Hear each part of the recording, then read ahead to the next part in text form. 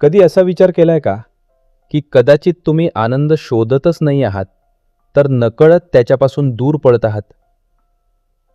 थोडा वेळ स्वतःला विसरा आणि फक्त एक प्रश्न मनात ठेवा. जर उद्या सकाळी तुमच्या आयुष्यातील प्रत्येक समस्या नाहीशी झाली, तर तुम्ही कायमचे आनंदी व्हाल याची खात्री आहे का? घाई करू नका. उत्तर देण्यापूर्वी गेल्या काही वर्षांचा विचार करा.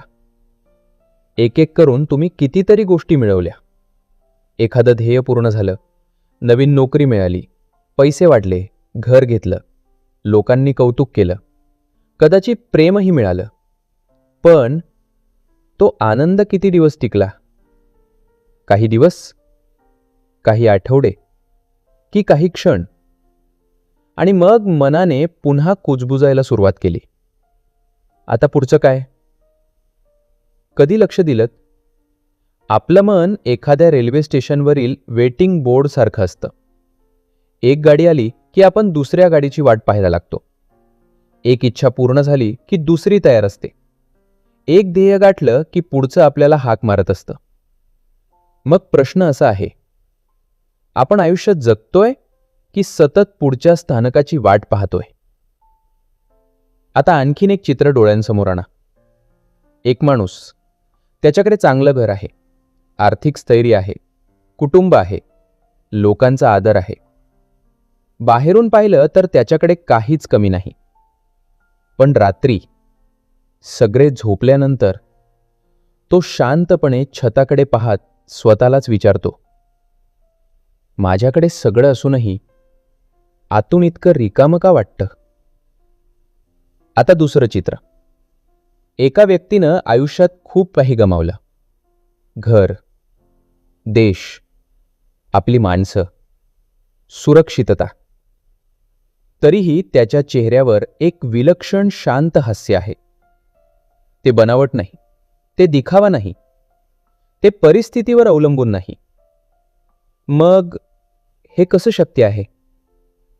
जर आनंद हा फक्त यशावर अवलंबून असता, तर पहिला माणूस सर्वात आनंदी असायला हवा होता आणि दुसरा सर्वात दुःखी. पण वास्तव अनेकदा अगदी उलट का दिसतं? कदाचित आपण वर्षानुवर्ष चुकीचा प्रश्न विचारत आलो आहोत. आपण विचारत राहिलो, आनंद मिळवण्यासाठी अजून काय हवं? पण कदाचित खरा प्रश्न असा आहे, आनंदापासून मला दूर नेमकं काय नेत आहे? कारण आपण आनंदाला नेहमी एखाद्या अटीशी जोडतो. हे झालं की आनंदी होईन, तो बदलला की आनंदी होईन, सगळं ठीक झालं की आनंदी होईन. आणि या एका विचारामुळे आपण आजचा दिवस उद्यावर ढकलत राहतो. पण जर आनंद हा एखादा पुरस्कारच नसेल तर? जर तो ध्येयरेषेच्या पलीकडे नसून आपल्या विचारांच्या धुक्यामागे लपलेला असेल तर? आणखीन एक प्रश्न. तुमच्या आयुष्यात असा एखादा क्षण आला होता का, जेव्हा समस्या संपल्या नव्हत्या, तरीही काही क्षण मन अगदी शांत होतं? जर उत्तर हो असेल, तर याचा अर्थ शांतता आणि परिस्थिती यांचा संबंध आपण समजतो तितका सरळ नाही. कदाचित आनंद बाहेर निर्माण होत नाही, तो आधी मनात हरवतो आणि मग आपण आयुष्यभर बाहेर त्याचा शोध घेत राहतो. पण हे फक्त एक विचार नाही. हा प्रश्न जगातील 2 अशा व्यक्तींनी स्वतःच्या आयुष्यानं जगून दाखवला, ज्यांनी निर्वासन पाहिलं, अन्याय पाहिला, प्रिय व्यक्तींचं दुःख पाहिलं, आजार, भीती आणि मृत्यूची सावली जवळून अनुभवली. तरीही त्यांनी जगाला निराशेची भाषा नाही, तर आनंदाची नवी व्याख्या दिली. पण त्यांना असं काय समजलं होतं, जे बहुतेक लोकांना संपूर्ण आयुष्यभर समजत नाही? त्यांनी असा कोणता पडदा बाजूला केला, ज्याच्या पलीकडे आनंद हा शोधण्याची गोष्ट नसून ओळखण्याची अवस्था बनतो? आजचा हा प्रवास त्या उत्तरांचा आहे. हा प्रवास तुमच्या समस्या एका दिवसात संपवणार नाही, पण कदाचित तो तुम्हाला तुमच्या समस्यांकडे पाहण्याची दृष्टी बदलून देईल. आणि कधीकधी आयुष्य बदलण्यासाठी परिस्थिती बदलण्याची गरज नसते, फक्त दृष्टी बदलण्याची गरज असते. चला, एका अशा संवादाच्या प्रवासाला सुरुवात करूया, ज्याने जगभरातील लाखो लोकांना आनंदाबद्दल नव्याने विचार करायला भाग पाडला. चॅप्टर 1. आपण आनंदाचा चुकीचा पत्ता का शोधतो? आपण आयुष्यात काय शोधत असतो?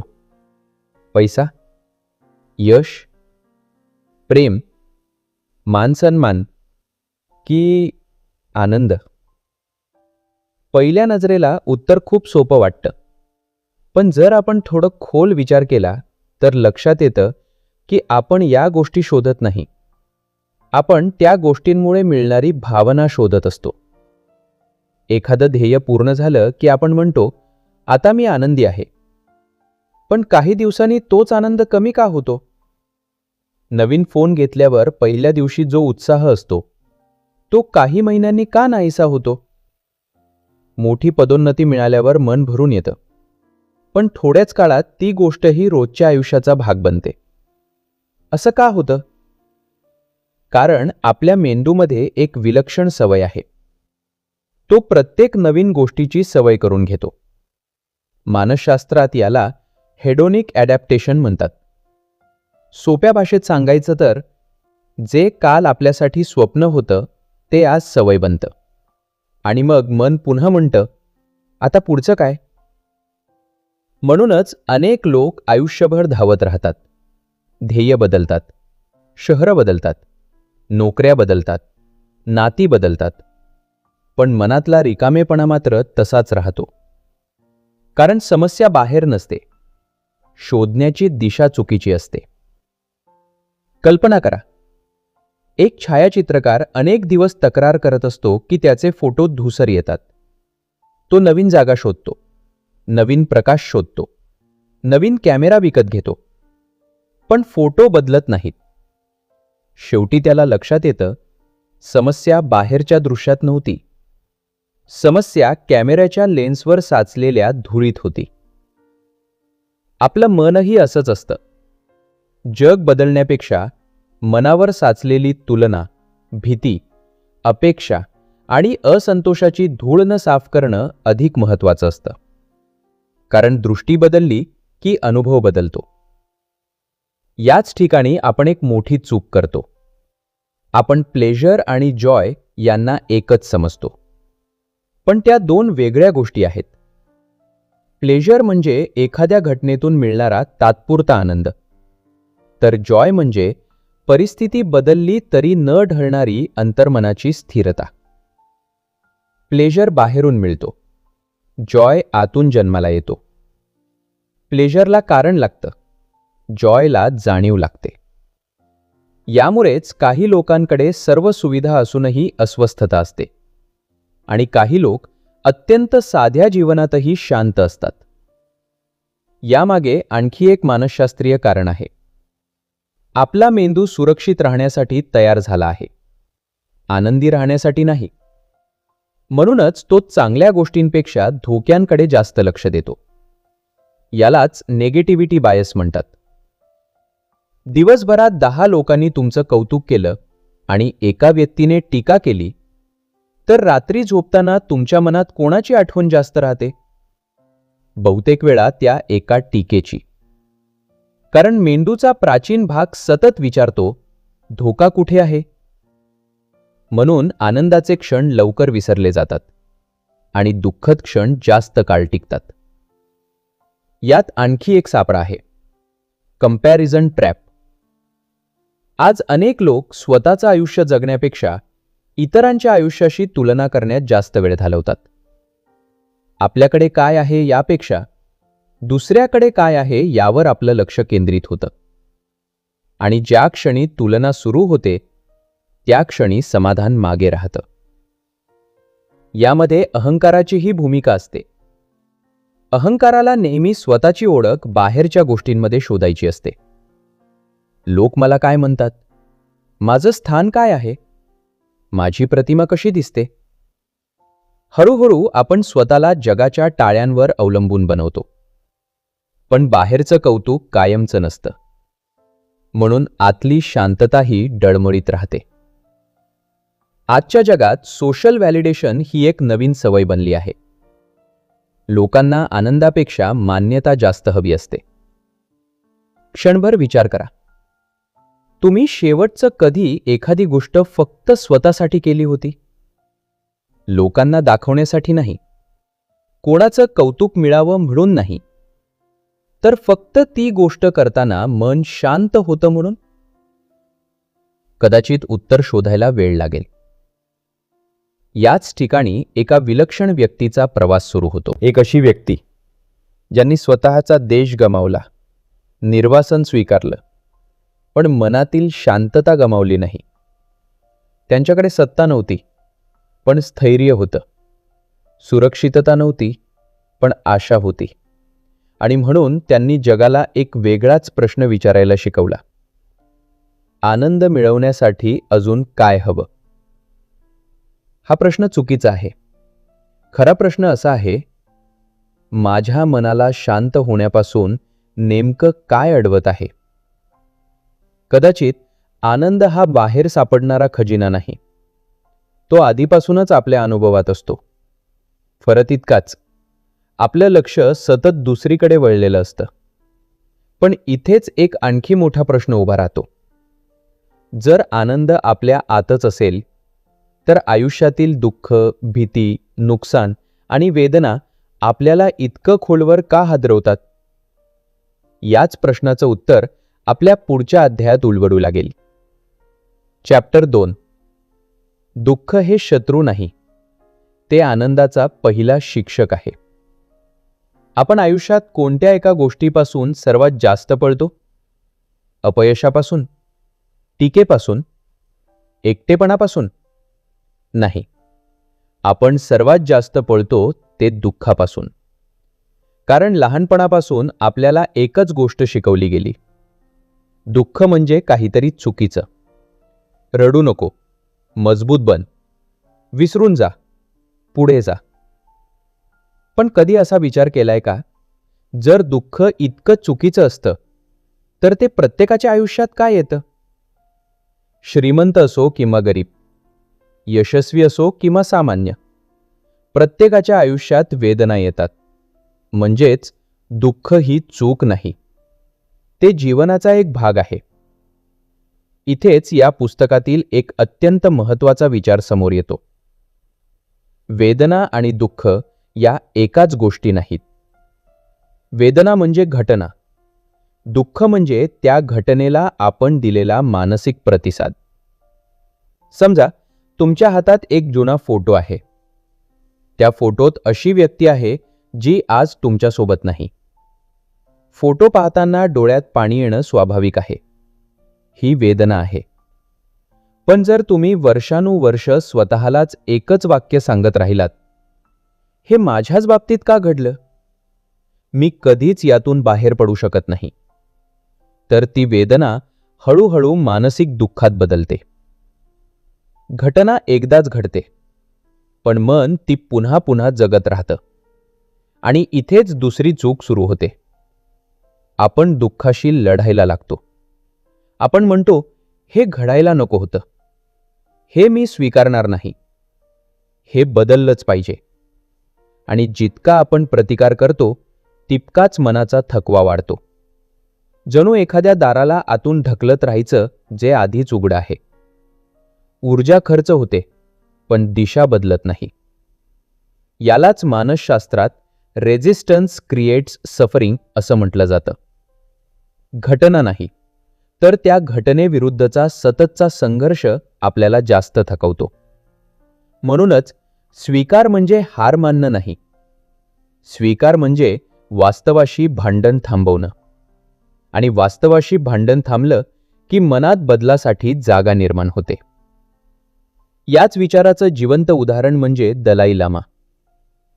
एका दिवसात त्यांनी फक्त घर गमावलं नाही, तर स्वतःचा देश, सत्ता, ओळखीची भूमी आणि लाखो लोकांपासूनचं अंतर स्वीकारावं लागलं. कल्पना करा, ज्या भूमीवर तुमचं बालपण गेलं, तीच भूमी एका दिवसात तुमच्यासाठी दूर झाली.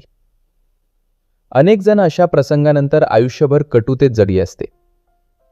पण दलाई लामांनी वेगळा मार्ग निवडला. त्यांनी दुःख नाकारलं नाही. त्यांनी त्याला नाव दिलं, त्याला समजून घेतलं आणि मग त्याच वेदनेतून करुणा जन्माला आली. त्यांनी एकदा सांगितलं की कठीण अनुभवांनी त्यांना इतरांच्या वेदना अधिक खोलवर समजायला शिकवलं. म्हणजे दुःखानं त्यांना कठोर केलं नाही, तर अधिक माणूस बनवला. हे ऐकताना एक प्रश्न पडू शकतो, हे नेमकं शक्य कसं होतं? याचं उत्तर मानसशास्त्रात आहे. आपल्या मेंदूत प्रत्येक घटनेला अर्थ देण्याची सवय असते. यालाच कॉग्निटिव्ह रिफ्रेमिंग म्हणतात. घटना तीच राहते, पण तिच्याकडे पाहण्याची चौकट बदलते. एकच अनुभव एखाद्यासाठी आयुष्य संपल्यासारखा असतो, तर दुसऱ्यासाठी नव्या आयुष्याची सुरुवात. फरक घटनेत नसतो, फरक अर्थ लावण्यात असतो. म्हणूनच काही लोक संकटानंतर अधिक मजबूत होतात, कारण ते स्वतःला विचारतात, या अनुभवानं माझ्याकडून काय हिरावून घेतलं, याऐवजी या अनुभवानं मला काय शिकवलं. हा प्रश्न त्यांचा संपूर्ण प्रवास बदलतो. आणखी एक महत्त्वाचा विचार, या जगात कोणतीही भावना कायमची राहत नाही. आनंद नाही, दुःखही नाही. सकाळचं दुःख जसं सूर्य उगवल्यावर हळूहळू विरतं, तसंच प्रत्येक भावना बदलत असते. यालाच इम्परमॅनन्स म्हणतात. पण आपण एक चूक करतो. क्षणिक भावनांना कायमचं सत्य समजतो. मी आज दुःखी आहे, या वाक्याचं रूपांतर आपण नकळत मी कायमच दुःखी आहे असं करतो. आणि इथंच भावना आपल्या ओळखीचा भाग बनते. पण ती ओळख नसते, ती फक्त त्या क्षणाची अवस्था असते. आता एक छोटा प्रयोग करूया. तुमच्या आयुष्यातील एखादा जुना दुःखद प्रसंग आठवा. घाई करू नका, तो प्रसंग डोळ्यासमोर आणा. आता स्वतःला फक्त एक प्रश्न विचारा, त्या अनुभवानं माझ्याकडून काय घेतलं? उत्तर मनात येऊ द्या. आता दुसरा प्रश्न विचारा, त्या अनुभवानं मला काय शिकवलं जे मी अन्यथा कधीच शिकलो नसतो? कदाचित संयम, कदाचित धैर्य, कदाचित योग्य माणसांची किंमत, कदाचित स्वतःवर प्रेम करायला शिकणं. प्रसंग बदलणार नाही, पण त्याचा अर्थ बदलू शकतो. आणि अनेकदा अर्थ बदलला की मन हलकं होऊ लागतं. आजपर्यंत कदाचित तुम्ही दुःखाला शत्रू समजत होतात, पण कदाचित ते तुमच्या आयुष्यातलं सर्वात कठोर आणि सर्वात प्रामाणिक शिक्षक असेल. कारण सुख तुम्हाला आराम देतं, पण दुःख तुम्हाला स्वतःशी भेट घडवतं. पण इथंच आणखी एक मोठा प्रश्न उभा राहतो. जर आपण दुःख स्वीकारलं तर एवढंच पुरेसं आहे का? की आनंदासाठी मनाला अजून काही शिकावं लागतं? याच प्रश्नाचं उत्तर पुढच्या अध्यायात उलगडू लागेल. चॅप्टर 3, मनाची 4 दारं उघडल्याशिवाय आनंद मिळत नाही. आत्तापर्यंत आपण 2 गोष्टी समजून घेतल्या. आनंद बाहेर मिळत नाही आणि दुःख हा शत्रू नसून एक शिक्षक आहे. पण आता एक मोठा प्रश्न उभा राहतो. जर हे दोन्ही खरं असेल तर काही लोक दुःखातून तुटून का जातात आणि काही लोक त्याच दुःखातून अधिक शांत, अधिक दयाळू आणि अधिक मजबूत कसे बनतात? फरक परिस्थितीत नसतो, फरक मनाच्या 4 दारांमध्ये असतो. कल्पना करा, एक जुनं घर आहे. त्या घरात मोठ्या खिडक्या आहेत, पण अनेक वर्षांपासून त्या उघडल्याच नाहीत. त्यांच्यावर धूळ साचली आहे, आत अंधार आहे. घरात राहणाऱ्या माणसाला वाटतं सूर्यच नाही. पण खरंच सूर्य नाही का? की फक्त खिडक्या बंद आहेत? मनाचंही अगदी असंच असतं. आनंद आपल्यापासून दूर नसतो, पण मनाची काही दारं बंद झालेली असतात. आणि द बुक ऑफ जॉय सांगतं, ही 4 दारं उघडल्याशिवाय मनात प्रकाश येत नाही. पहिलं दार, पर्स्पेक्टिव्ह, दृष्टिकोन. एकाच पावसाकडे 2 माणसं पाहतात. एक म्हणतो, आजचा दिवस खराब झाला. दुसरा म्हणतो, किती छान थंडावा आला. पाऊस तोच, फरक फक्त पाहण्याच्या पद्धतीत. आपल्या मेंदूची एक सवय असते. तो सतत एकच कथा पुन्हा पुन्हा सांगत राहतो. यालाच मानसशास्त्रात नरेटिव्ह आयडेंटिटी म्हणतात. आपण स्वतःबद्दल एक कथा तयार करतो. माझं नशीबच खराब आहे, माझ्यासोबतच असं होतं, लोक मला कधीच समजत नाहीत. आणि मग प्रत्येक नवीन घटना त्या जुन्या कथेला पुरावा देऊ लागते. पण एकदा दृष्टिकोन बदलला की तीच घटना नवीन अर्थ घेऊन येते. दलाई लामा म्हणतात, तुम्ही परिस्थिती नेहमी बदलू शकत नाही, पण तिच्याकडे पाहण्याची पद्धत बदलू शकता.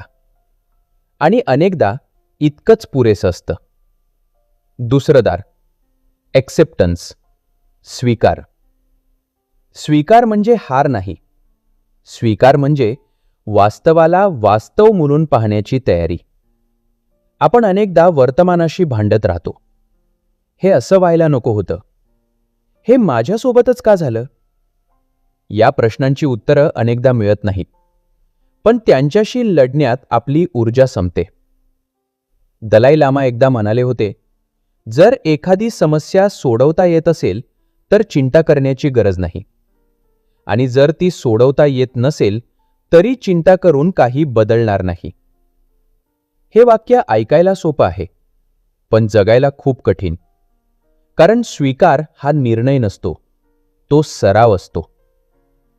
तिसरं दार, ह्युमिलिटी, नम्रता. आपल्या दुःखाचं एक मोठं कारण म्हणजे आपण स्वतःला या जगाचा केंद्रबिंदू समजतो. माझा अपमान, माझं यश, माझं दुःख, माझी प्रतिमा. पण जेव्हा आपण स्वतःकडे थोडं अंतर ठेवून पाहायला शिकतो, तेव्हा एक वेगळंच सत्य दिसतं. आपण या विशाल जगातील एक छोटासा भाग आहोत. नम्रता म्हणजे स्वतःला कमी समजणं नाही, तर स्वतःला योग्य आकारात पाहणं. आणि हे समजलं की अनेक चिंता आपोआप लहान वाटू लागतात. चौथं दार, ह्युमर. विनोद कदाचित तुम्हाला आश्चर्य वाटेल, पण या पुस्तकात आनंदाचा एक महत्त्वाचा स्तंभ म्हणजे हसण्याची क्षमता. दलाई लामा आणि डिसमंड टुटू जेव्हा एकत्र भेटायचे तेव्हा ते सतत एकमेकांची गंमत करायचे. त्यांच्या संवादात गंभीर तत्वज्ञान होतं, पण त्याचबरोबर बालसुलभ हसूही होतं. एकदा डिसमंड टुटूंनी दलाई लामांना चिडवत म्हटलं, तुम्ही खूप गंभीर दिसता, पण तुमचं हसू सगळं रहस्य उघड करतं. दोघेही मनापासून हसले. क्षणभर विचार करा, ज्या दोन व्यक्तींनी निर्वासन, अन्याय, हिंसा आणि दुःख जवळून पाहिलं, त्या इतक्या सहज हसू कशा शकतात? कारण त्यांच्यासाठी हसू म्हणजे वास्तवापासून पळणं नव्हतं, तर वास्तव असूनही मन हलकं ठेवण्याची कला होती. यामागे विज्ञानही आहे. आपल्या मेंदूमध्ये एक प्रणाली सतत सक्रिय असते, तिला डिफॉल्ट मोड नेटवर्क म्हणतात. जेव्हा आपण काही विशेष करत नसतो तेव्हा ही प्रणाली भूतकाळ, भविष्य, चिंता, तुलना आणि स्वतःबद्दलच्या विचारांमध्ये आपल्याला अडकवून ठेवते. म्हणूनच अनेकदा आपण शांत बसलो की मन अधिक गोंधळलेलं वाटतं. पण जेव्हा आपण हसतो, पूर्ण लक्षाने एखाद्याचं ऐकतो किंवा वर्तमान क्षणात जगतो, तेव्हा या विचारांचं चक्र मंदावू लागतं आणि मनात थोडी जागा निर्माण होते, शांततेसाठी, आनंदासाठी.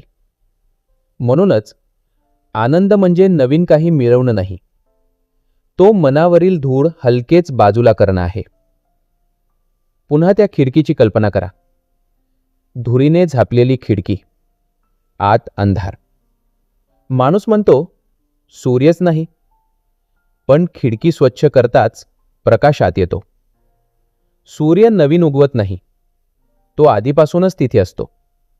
तसंच शांतता नवीन निर्माण करायची नसते, ती आधीपासूनच आपल्या आत असते.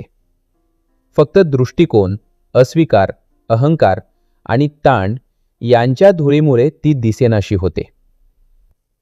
आज स्वतःला एक प्रश्न विचारा.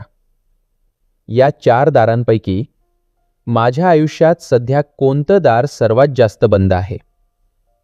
दृष्टिकोन, स्वीकार, नम्रता की हसण्याची क्षमता? कारण फक्त एक दार उघडलं तरी आतला अंधार कमी व्हायला सुरुवात होते. पण इथेच अजून एक मोठं रहस्य दडलं आहे. ही 4 दारं उघडल्यानंतर मनाच्या आत नेमकं काय सापडतं? आणि असा कोणता खजिना आहे जो परिस्थिती बदलली तरी हरवत नाही? आता प्रश्न आहे, या दारांच्या पलीकडे काय आहे? चॅप्टर 4, आनंदाचे 8 स्तंभ. आत्तापर्यंत आपण समजलो की आनंद बाहेर नाही, दुःख शत्रू नाही, आणि मनाची 4 दारं उघडली की आत प्रकाश दिसू लागतो. पण आता प्रश्न असा आहे, तो प्रकाश टिकवायचा कसा? कारण एखादा प्रेरणादायी विचार काही मिनिटांसाठी बदल घडवू शकतो, पण आयुष्यभर शांत राहण्यासाठी विचार नाही तर सवयी बदलायला लागतात. याच ठिकाणी द बुक ऑफ जॉय आपल्याला आनंदाचे 8 स्तंभ देते. हे नियम नाहीत, ही जीवन जगण्याची पद्धत आहे.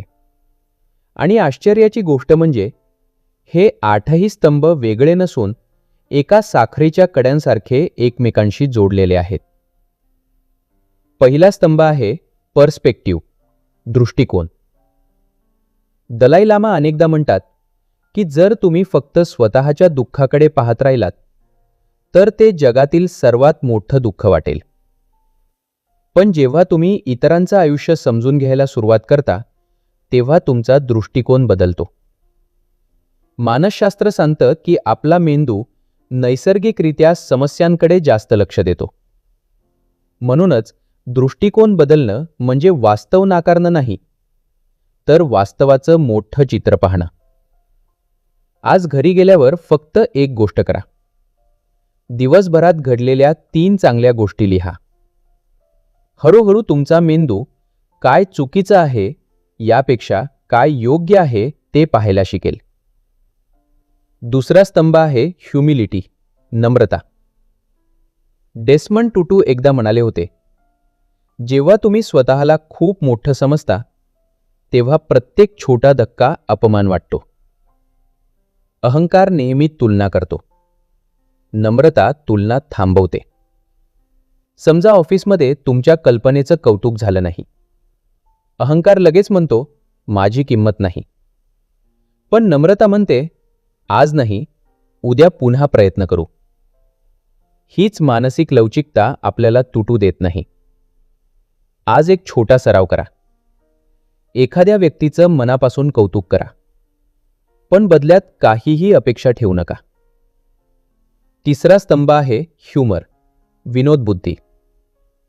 दलाई लामा आणि डेसमंड टुटू जेव्हा भेटायचे तेव्हा त्यांच्या खोलीत तत्वज्ञानापेक्षा जास्त हशा ऐकू यायचा. दोघांनीही आयुष्यात प्रचंड वेदना अनुभवल्या, पण त्यांनी वेदनेला गंभीर चेहरा देणं नाकारलं. कारण हसणं म्हणजे दुःख विसरणं नाही, तर दुःखाला आपल्यावर राज्य करू न देणं. विज्ञान सांगतं की मनापासून हसताना शरीरातील ताण कमी होतो आणि मेंदूचा धोक्याचा इशारा काही काळ शांत होतो.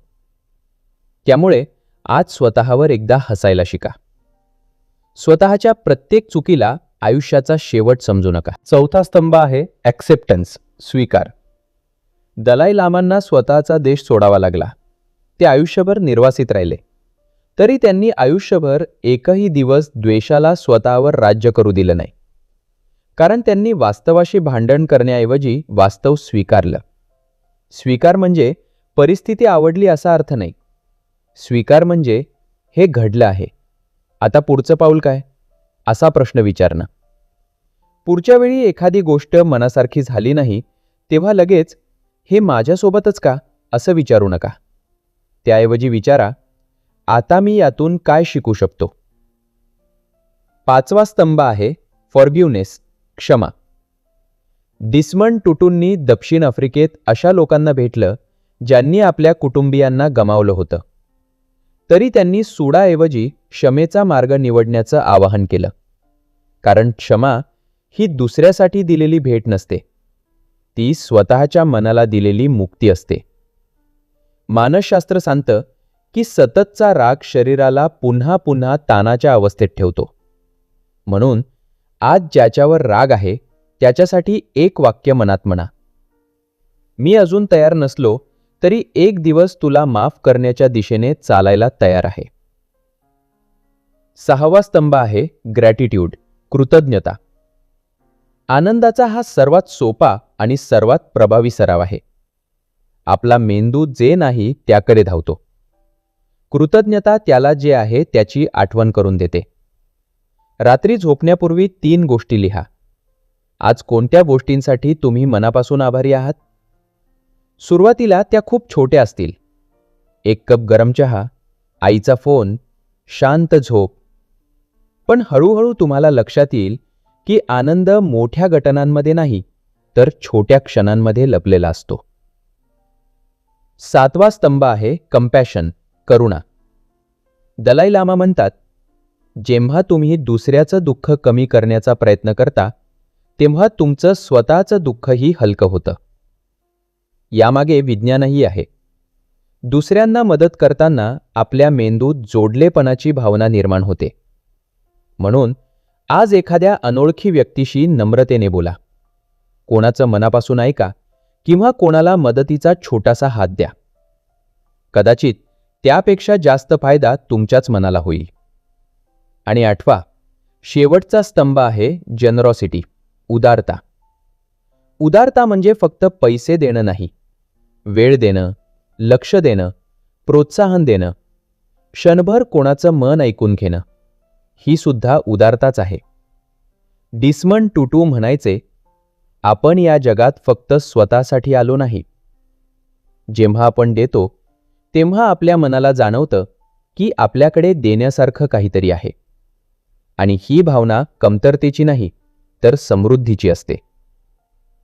हे 8 स्तंभ वेगवेगळे नाहीत. दृष्टिकोन नम्रता शिकवतो. नम्रता विनोद बुद्धी निर्माण करते. विनोद स्वीकार सोपा करतो. स्वीकार क्षमेकडे नेतो. क्षमा कृतज्ञता वाढवते. कृतज्ञतेतून करुणा जन्म घेते. आणि करुणा आपल्याला उदार बनवते. अशा प्रकारे हळूहळू आनंद हा एखादा क्षण राहत नाही, तो तुमच्या स्वभावाचा भाग बनू लागतो. पण इथेच एक गूढ अजूनही उरतं. जर एखाद्या व्यक्तीने हे 8ही स्तंभ आपल्या आयुष्यात आणले तरीही त्याच्या मनात भीती का उरते? पण या सर्व गोष्टी असूनही भीती का संपत नाही? चॅप्टर 5, भीती, राग, एकटेपणा आणि मृत्यू, मनाची खरी परीक्षा. आत्तापर्यंत आपण आनंदाचे 8 स्तंभ समजून घेतले. पण एक प्रश्न अजूनही उरतो. जर एखादी व्यक्ती दृष्टिकोन बदलते, कृतज्ञता शिकते, करुणा जोपासते, क्षमा करते, तरीही तिच्या मनात भीती का उरते? कारण आनंदाचा सर्वात मोठा शत्रू दुःख नाही तर भीती आहे. आणि ही भीती अनेक रूपं घेऊन आपल्या आयुष्यात येते. अपयशाची भीती, लोक काय म्हणतील याची भीती, प्रिय व्यक्तीला गमावण्याची भीती, आजाराची भीती, वृद्धत्वाची भीती आणि शेवटी मृत्यूची भीती. आपण अनेकदा म्हणतो, मला मृत्यूची भीती नाही. पण थोडं खोल पाहिलं तर लक्षात येतं की आपल्याला मृत्यूची नाही, सगळं गमावण्याची भीती असते. आपण ज्या गोष्टींना माझं म्हणतो, माझं घर, माझे लोक, माझी ओळख, माझं शरीर, माझं करिअर, याच गोष्टी गमावण्याची कल्पनाही मनाला अस्वस्थ करते. याचं कारण आपल्या मेंदूमध्ये आहे. मानसशास्त्रात याला लॉस अवर्जन म्हणतात. सोप्या भाषेत, आपल्याला काहीतरी गमावण्याचं दुःख तेवढ्याच गोष्टी मिळाल्याच्या आनंदापेक्षा जास्त तीव्र वाटतं. समजा तुम्हाला 1000 रुपये मिळाले, आनंद होईल. पण तुमच्याकडचे 1000 रुपये हरवले तर जे दुःख होईल ते त्यापेक्षा खूप मोठं असेल. मेंदू असाच तयार झालेला आहे. तो नुकसान टाळण्यासाठी सतत सावध राहतो. याच कामासाठी आपल्या मेंदूत एक छोटासा भाग सतत जागा असतो. त्याचं नाव आहे अमिगडाला. हा भाग धोका ओळखतो. पण समस्या अशी आहे की अमिगडालाला वास्तव आणि कल्पना यांच्यातला फरक नेहमी समजत नाही. म्हणूनच एखादी घटना घडण्याआधीच आपण तिची भीती अनुभवायला लागतो. जर मी अपयशी ठरलो तर, जर त्यांनी मला नाकारलं तर, जर मी एकटा पडलो तर. आणि लक्षातही येत नाही की आपण वर्तमानात नाही तर भविष्यातील कल्पनांमध्ये जगत आहोत. इथेच आणखी एक महत्त्वाचा विषय समोर येतो, अटॅचमेंट. आपण प्रेम करतो, हे सुंदर आहे. पण हळूहळू प्रेमाचं रूपांतर मालकी हक्कात होतं. हा माणूस कायम माझ्यासोबतच राहिला पाहिजे, ही नोकरी कधीच जाऊ नये, हे शरीर नेहमी असंच राहिलं पाहिजे. आणि ज्या क्षणी आपण एखाद्या गोष्टीला कायमचं धरून ठेवण्याचा प्रयत्न करतो, त्याच क्षणी भीती जन्म घेते. कारण या जगात काहीच कायम राहत नाही. हेच अटॅचमेंट थिअरी आपल्याला एका वेगळ्या पद्धतीने समजावते. आपल्या नात्यांची गरज नैसर्गिक आहे. पण जेव्हा आपली संपूर्ण ओळख एखाद्या व्यक्तीवर किंवा गोष्टीवर अवलंबून होते, तेव्हा त्यांच्याशिवाय आपण स्वतःलाच हरवून बसतो. म्हणूनच प्रेम करा, पण स्वतःला विसरू नका. जोडलेले राहा, पण बांधलेले राहू नका. याच सत्याचा अनुभव डिसमंड टुटूंनी त्यांच्या आयुष्यात अनेकदा घेतला. दक्षिण आफ्रिकेत वर्णभेदाच्या काळात त्यांनी असंख्य कुटुंब तुटताना पाहिली. अन्याय, हिंसा, भीती, राग सगळं त्यांच्या डोळ्यांसमोर घडत होतं. अशा परिस्थितीत अनेक लोकांच्या मनात सूड निर्माण झाला. पण डिसमंड टुटूंनी वेगळा प्रश्न विचारला. जर आपण द्वेषाला धरून बसलो तर आपण आणि अन्याय करणारे यांच्यात फरक काय उरेल? त्यांनी राग नाकारला नाही, पण त्याला दिशा दिली. राग विनाशासाठी नाही तर न्यायासाठी वापरला. यातून एक महत्त्वाचा धडा मिळतो. राग चुकीचा नाही, पण राग तुमचा मालच झाला तर तो आधी तुम्हालाच जाळतो. जसा हातात निखारा धरून आपण दुसऱ्यावर फेकायची वाट पाहतो, तसं. तोपर्यंत जळत कोण असतं? आपण. आणि मग येतो एकटेपणा. आजच्या जगात हजारो ऑनलाईन मित्र असू शकतात, पण तरीही मन रिकामं वाटतं. कारण एकटेपणा म्हणजे लोक नसणं नाही. एकटेपणा म्हणजे स्वतःशी तुटलेलं नातं. जो माणूस स्वतःसोबत शांत बसू शकत नाही, त्याला गर्दीतही एकटं वाटतं. आणि जो स्वतःला स्वीकारतो, त्याला शांततेतही आधार मिळतो. यानंतर आयुष्य आपल्याला आणखी 2 सत्यांसमोर उभं करतं, आजार आणि वृद्ध. आपण शरीराला कायम मजबूत समजतो, पण एक दिवस आरशात सुरकुत्या दिसू लागतात, शरीर थकू लागतं, ऊर्जा कमी होते आणि अहंकाराला पहिल्यांदाच जाणवतं, मी कायमचा नाही. यामुळे अनेक लोक घाबरतात. पण दलाई लामा आणि डिसमंड टुटू दोघंही सांगतात, वृद्धत्व हा शत्रू नाही, तो निसर्गाची आठवण आहे की प्रत्येक क्षण मौल्यवान आहे. आणि शेवटी सर्वात मोठं सत्य, मृत्यू. या पुस्तकात मृत्यूबद्दल भीती निर्माण केली जात नाही. उलट तो जीवनाचा सर्वात प्रामाणिक शिक्षक म्हणून पाहिला जातो. कारण मृत्यूची जाणीव झाल्यावरच आपण खरंच जगायला सुरुवात करतो. ज्याला प्रत्येक दिवस शेवटचा असू शकतो हे माहीत असतं, तो छोट्या भांडणांमध्ये आयुष्य वाया घालत नाही. तो प्रेम व्यक्त करतो, कृतज्ञ राहतो आणि वर्तमानाला महत्त्व देतो. एक क्षण डोळे मिटा आणि स्वतःला विचारा, आज मी ज्या भीतीसोबत जगतोय ती खरोखर वास्तव आहे का? की ती फक्त माझ्या मनाने तयार केलेली कथा आहे? कारण अनेकदा आपल्याला कैद करणाऱ्या भिंती दगडाच्या नसतात, त्या आपल्या विचारांच्या असतात. आणि त्या भिंतींची किल्लीही आपल्याच हातात असते. पण आता एक प्रश्न उरतो. जर भीतीचं ओझं हलकं करायचं असेल तर मनाला सर्वात आधी कोणती गोष्ट शिकावी लागेल? याचं उत्तर पुढच्या अध्यायात आहे. 6. करुणा, क्षमा आणि देण्याचा आनंद. आत्तापर्यंत आपण एक महत्त्वाची गोष्ट समजलो. आपल्या दुःखाचं मूळ अनेकदा बाहेरच्या घटनांमध्ये नसतं, तर त्यांच्याशी असलेल्या आपल्या नात्यात असतं. पण आता एक प्रश्न उभा राहतो. जर भीती, राग आणि वेदना मनाला जकरून ठेवत असतील, तर मनाला मुक्त कोण करतं? या प्रश्नाचं उत्तर दलाई लामा आणि डिसमंड टुटू एका शब्दात देतात: करुणा. पण करुणा म्हणजे फक्त दुसऱ्यांवर दया करणं नाही. करुणा म्हणजे तुझं दुःख मला दिसतं आणि ते कमी करण्यासाठी माझं मन तयार आहे. आणि आश्चर्याची गोष्ट म्हणजे जेव्हा आपण दुसऱ्याचं दुःख हलकं करण्याचा प्रयत्न करतो, तेव्हा सर्वात आधी हलकं होतं आपलं स्वतःचं मन. हे ऐकायला विरोधाभासी वाटतं, पण विज्ञानही यालाच मान्यता देतं. आपल्या मेंदूमध्ये काही विशेष पेशी असतात. त्यांना मिरर न्यूरॉन्स म्हणतात.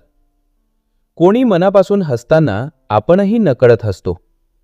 कोणी जांभई दिली की आपल्यालाही जांभई येते. कोणी रडताना पाहिलं की आपल्या डोळ्यांतही पाणी येतं. कारण मेंदू समोरच्या व्यक्तीच्या भावनांचं प्रतिबिंब स्वतःमध्ये तयार करतो. म्हणूनच करुणा ही फक्त नैतिक मूल्य नाही, ती आपल्या मेंदूची नैसर्गिक क्षमता आहे. पण इथेच एक प्रश्न निर्माण होतो. जर दुसऱ्याच्या भावना आपल्यावर परिणाम करतात, तर सतत राग, द्वेष आणि नकारात्मकतेमध्ये राहिल्यावर काय होत असेल? यालाच मानसशास्त्रात इमोशनल कंटेजियन म्हणतात. भावना संसर्गासारख्या पसरतात. ज्या घरात सतत ओरड असते, तिथे शांत माणूसही हळूहळू चिडचिडा होतो. ज्या ठिकाणी सतत हसू, आदर आणि प्रेम असतं, तिथे तणाव कमी जाणवतो. म्हणूनच तुम्ही फक्त तुमचं आयुष्य जगत नाही, तुमच्या भावना इतरांचं आयुष्यही घडवत असतात. याच सत्याचा सर्वात प्रभावी अनुभव डिसमंड टुटूंना ट्रूथ अँड रिकन्सिलेशन कमिशनमध्ये आला. दक्षिण आफ्रिकेत वर्णभेद संपल्यानंतर हजारो लोक न्यायासाठी त्या आयोगासमोर उभे राहिले. काहींनी आपल्या मुलांना गमावलं होतं, काहींनी पती गमावला, काहींनी आईवडील. आणि त्यांच्यासमोर उभे होते तेच लोक ज्यांनी हा अन्याय केला होता. कल्पना करा, जर तुम्ही त्या ठिकाणी असता तर तुमच्या मनात पहिला विचार काय आला असता? सूड, द्वेष, राग. हे अगदी स्वाभाविक आहे. पण डिसमंड टुटूंनी त्या लोकांना एक वेगळा मार्ग दाखवला. त्यांनी सांगितलं, क्षमेचा अर्थ चुकीचं विसरणं नाही. क्षमेचा अर्थ स्वतःला भूतकाळाच्या कैदेतून मुक्त करणं आहे. कारण राग म्हणजे दुसऱ्याला शिक्षा व्हावी म्हणून स्वतः विष पिण्यासारखं आहे. ज्याच्यावर तुम्ही राग धरून बसला आहात, तो कदाचित आनंदाने जगत असेल, पण त्या रागाचं ओझं तुमचंच मन वाहत असतं. म्हणून क्षमा ही दुसऱ्याला दिलेली भेट नसते, ती स्वतःला दिलेलं स्वातंत्र्य असतं. पण इथे एक महत्त्वाची गोष्ट समजून घ्या. क्षमा म्हणजे पुन्हा त्याच चुकीला परवानगी देणं नाही. सीमा ठेवणं आणि राग सोडणं या दोन वेगळ्या गोष्टी आहेत. तुम्ही एखाद्याला माफ करू शकता आणि तरीही त्याच्यापासून योग्य अंतर ठेवू शकता. आता करुणेची सर्वात कठीण पायरी, सेल्फ कंपॅशन. आपण इतरांच्या चुका सहज माफ करतो, पण स्वतःच्या बाबतीत सर्वात कठोर न्यायाधीश बनतो. एक चूक झाली आणि मन लगेच म्हणतं, तू कधीच बदलणार नाहीस, तुझ्याकडून काही होणार नाही. क्षणभर विचार करा. तुमचा एखादा जवळचा मित्र चुकला तर तुम्ही त्याच्याशी ज्या भाषेत बोलाल त्याच भाषेत तुम्ही स्वतःशी बोलता का? बहुतेक वेळा नाही. म्हणूनच स्वतःवर करुणा करणं म्हणजे स्वतःला मोकळं सोडणं नाही, तर स्वतःशी माणुसकीने वागणं. आणि शेवटी जनरॉसिटी, देण्याचा आनंद. आपण अनेकदा विचार करतो, माझ्याकडे भरपूर असेल तेव्हा मी देईन. पण या पुस्तकाचा संदेश उलट आहे. देणारा माणूस श्रीमंत असल्यामुळे देत नाही, तो देत राहतो म्हणून आतून समृद्ध होतो. देणं म्हणजे फक्त पैसा नाही, एखाद्याचं मनापासून ऐकणं, एखाद्याला प्रोत्साहन देणं, आपला वेळ देणं, एक स्मित देणं.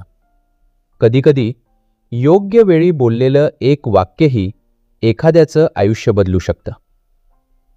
आता एक छोटासा प्रयोग करूया. डोळे मिटा. ज्या व्यक्तीवर आजही तुमच्या मनात राग आहे, त्या व्यक्तीचा चेहरा आठवा.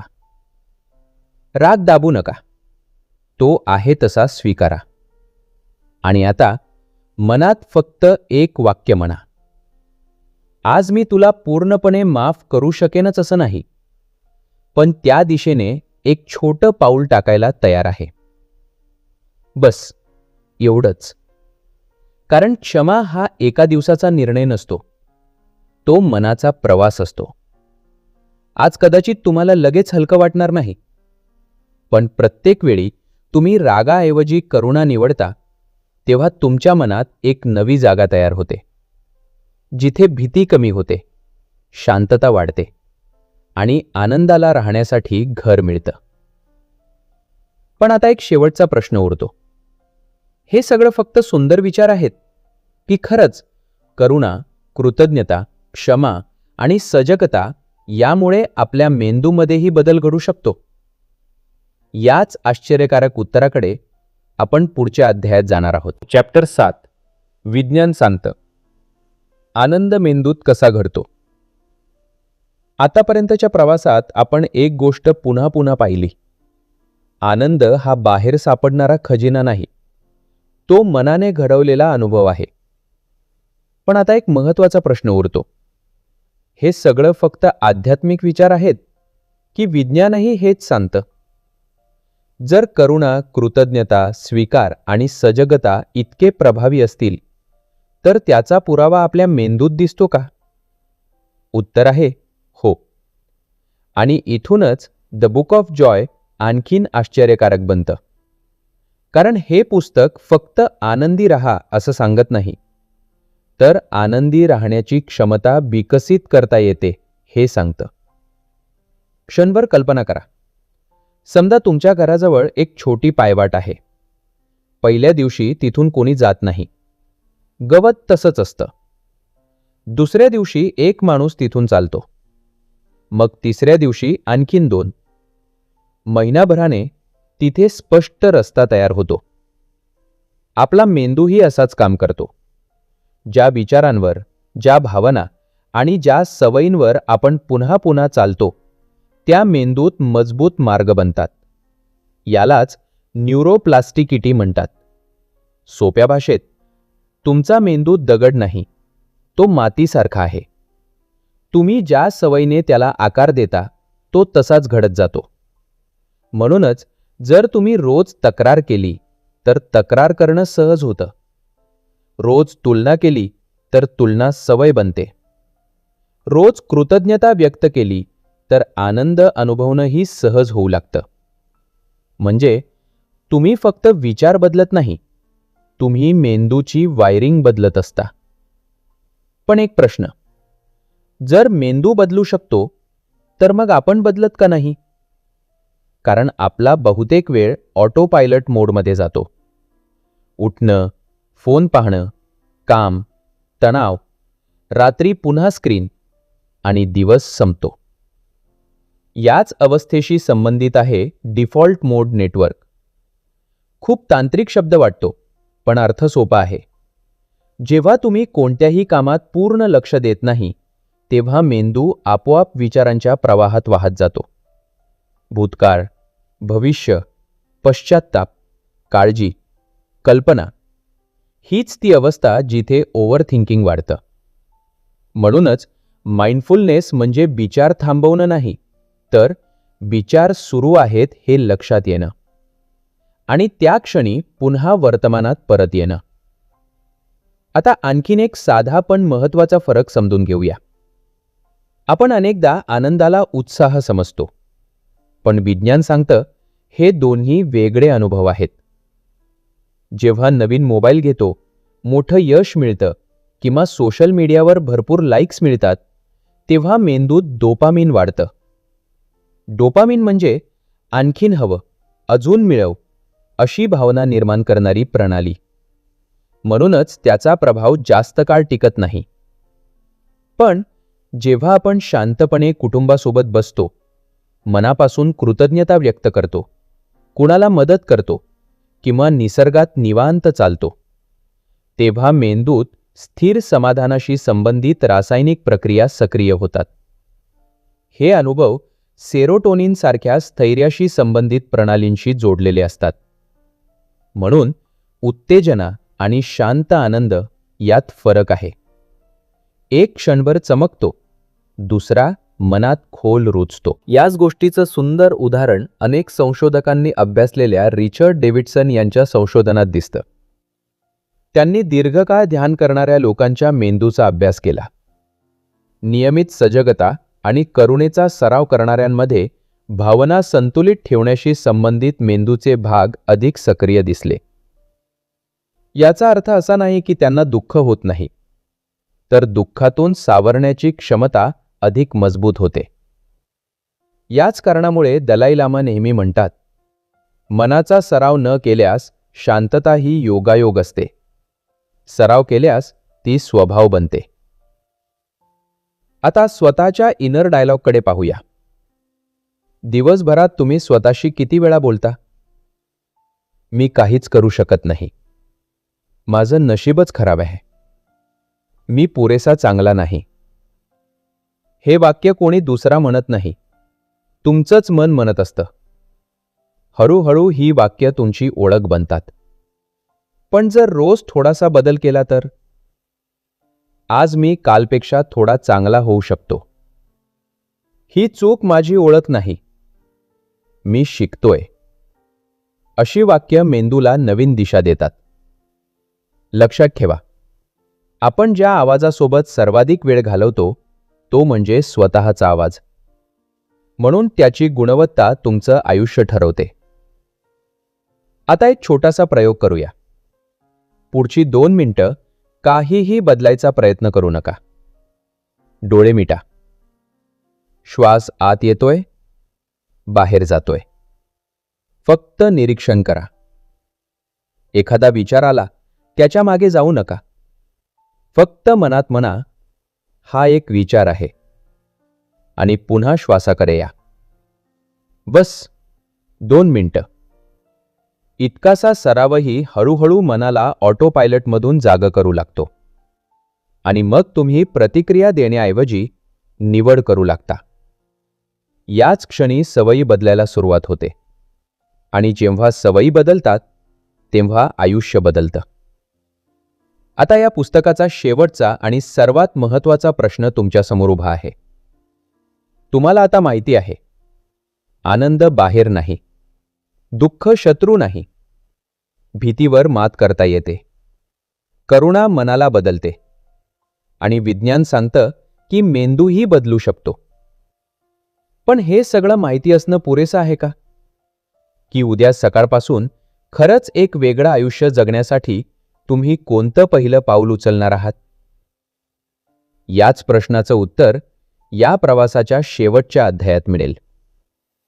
Joy is a way of living. आठवा, या प्रवासाच्या अगदी सुरुवातीला मी तुम्हाला काही प्रश्न विचारले होते. जर उद्या तुमच्या आयुष्यातील सगळ्या समस्या संपल्या तर तुम्ही कायमचे आनंदी व्हाल याची खात्री आहे का? ज्याच्याकडे सर्व काही आहे तो आतून रिकामा का असतो? आणि ज्याने आयुष्यभर दुःख पाहिलं त्याच्या चेहऱ्यावर शांत हास्य कसं असतं? आता या संपूर्ण प्रवासानंतर कदाचित त्या प्रत्येक प्रश्नाचं उत्तर तुमच्या मनात तयार झालं असेल. कारण आता तुम्हाला कळलं आहे, आनंद ही परिस्थिती नाही, आनंद ही निवडही नाही, आनंद म्हणजे जगण्याची एक पद्धत आहे. द बुक ऑफ जॉयचा सर्वात मोठा संदेश, जीवनात दुःख कधीच संपणार नाही. कधी प्रिय व्यक्ती दूर जाईल, कधी शरीर साथ देणार नाही, कधी अपयश येईल, कधी गैरसमज होतील, कधी भीती येईल. पण या सगळ्यांमध्येही मनात एक अशी जागा तयार होऊ शकते जिथे बाहेरचं वादळ पोचत नाही. दलाई लामा निर्वासित झाले. त्यांनी स्वतःचा देश गमावला. डेसमंड टुटूंनी वर्णभेद, हिंसा आणि अन्याय जवळून पाहिला. दोघांनीही दुःख टाळलं नाही. त्यांनी त्याच्याकडे पाठ फिरवली नाही. त्यांनी दुःखाला जीवनाचा शिक्षक बनवलं. आणि म्हणूनच हे पुस्तक आनंदाबद्दल नाही. हे पुस्तक दुःख असूनही मन कसं जिवंत ठेवायचं याबद्दल आहे. आता एक क्षण आपण या संपूर्ण प्रवासातील 8 स्तंभ पुन्हा आठवूया. दृष्टिकोन. घटना बदलत नाही, पण त्यांच्याकडे पाहण्याची दृष्टी बदलली की अनुभव बदलतो. नम्रता. अहंकार कमी झाला की तुलना कमी होते. विनोदबुद्धी. स्वतःवर हसायला शिकलो की आयुष्याचं ओझं हलकं होतं. स्वीकार. जे बदलू शकत नाही त्याच्याशी लढणं थांबलं की ऊर्जा वाचते. क्षमा. दुसऱ्याला नाही, स्वतःलाच भूतकाळातून मुक्त करणं. कृतज्ञता. जे नाही त्यापेक्षा जे आहे त्याकडे पाहणं. करुणा. दुसऱ्याचं दुःख पाहण्याची क्षमता. आणि देणं. कारण जे मन सतत देतं ते कधी रिकामं राहत नाही. पण या पुस्तकाचं सौंदर्य एवढ्यावर थांबत नाही. कारण लेखक सांगतात, हे सर्व गुण वेगवेगळे नाहीत. ते एका झाडाच्या फांद्यांसारखे आहेत.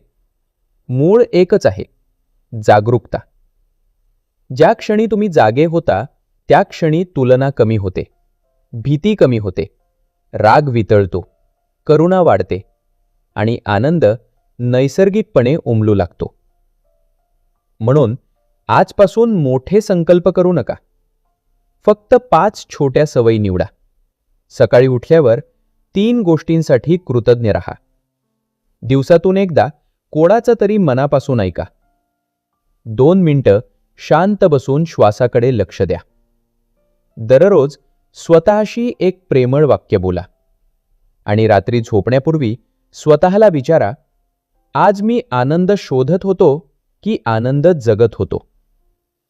हे प्रश्न हळूहळू तुमचं आयुष्य बदलतील. लक्षात ठेवा, लोकांना वाटतं जीवन बदललं की मन बदलेल. पण या पुस्तकानं आपल्याला अगदी उलट शिकवलं. मन बदललं की जीवन बदलायला सुरुवात होते. आता शेवटचा एक विचार. समजा आजपासून 1 वर्षानंतर तुमच्या आयुष्यात फारसं काही बदललेलं नाही. तुम्ही त्याच घरात राहता, तीच नोकरी करता, तेच लोक तुमच्या आसपास आहेत. पण जर तुमचं मन शांत असेल, तुम्ही प्रत्येक सकाळ कृतज्ञतेने सुरू करत असाल, दुःखाशी लढण्याऐवजी त्याला समजून घेत असाल, दुसऱ्यांना दोष देण्याऐवजी करुणा निवडत असाल आणि प्रत्येक दिवस पूर्णपणे जगत असाल, तर खरंच काहीच बदललं नाही असं म्हणता येईल का? कदाचित बाहेरचं जग तसंच असेल, पण ते पाहणारा माणूस पूर्णपणे बदललेला असेल. आणि शेवटी आनंद म्हणजे मोठ्या यशानंतर मिळणारा टाळ्यांचा आवाज नाही. तो शांत रात्री स्वतःसोबत बसल्यावर मनात निर्माण होणारा निशब्द समाधानाचा क्षण आहे. तो असा क्षण जिथे तुम्हाला स्वतःपासून पळायची गरज उरत नाही, जिथे तुलना संपते, भीती हलकी होते आणि वर्तमान पुरेसं वाटू लागतं. म्हणून या व्हिडिओचा शेवट करण्यापूर्वी मी तुम्हाला कोणताही मोटिवेशनल डायलॉग देणार नाही. फक्त एक प्रश्न सोडून जातो. जर उद्या सकाळी उठल्यावर तुमच्या आयुष्यातील एकही समस्या कमी झाली नाही, तरी आजचा हा संवाद ऐकल्यानंतर तुम्ही पूर्वीसारखेच जगाल का? जर या प्रश्नाचं उत्तर नाही असेल, तर समजा या पुस्तकानं आपलं काम केलं आहे. कारण द बुक ऑफ जॉय तुम्हाला आनंद देत नाही, ते तुम्हाला दाखवतं की आनंद सुरुवातीपासूनच तुमच्या आत होता. आणि कदाचित आज अनेक दिवसांनी तुम्ही त्याला प्रथमच ओळखलं आहे. कदाचित आजच्या या प्रवासानंतर तुमच्या आयुष्यातील समस्या उद्याच संपणार नाही, पण त्या समस्यांकडे पाहणारा तुमचा दृष्टिकोन नक्की बदलू शकतो. आणि अनेकदा आयुष्य बदलण्यासाठी परिस्थिती बदलण्याची गरज नसते, मन बदलण्याची गरज असते. जर या व्हिडिओनं तुम्हाला एक क्षण जरी स्वतःकडे नव्या नजरेने पाहायला भाग पाडलं असेल, तर खाली कमेंटमध्ये फक्त एकच शब्द लिहा, आनंद. मला जाणून घ्यायला आवडेल, या पुस्तकातील कोणता एक विचार तुमच्या मनाला सर्वात जास्त भिडला. तुमची प्रत्येक कमेंट मी वाचतो. जर हा प्रवास तुम्हाला आवडला असेल तर व्हिडिओला लाईक करा, चॅनल सबस्क्राईब करा आणि हा व्हिडिओ अशा व्यक्तीपर्यंत नक्की पोचवा जी आजही आनंद चुकीच्या ठिकाणी शोधत आहे. पुन्हा भेटू एका अशाच पुस्तकासोबत जे फक्त तुमचं ज्ञान नाही तर तुमचं आयुष्यही बदलू शकतं. तोपर्यंत स्वतःला हरवू नका, कारण तुम्ही शोधत असलेला आनंद कदाचित आजही तुमच्या आतच शांतपणे तुमची वाट पाहत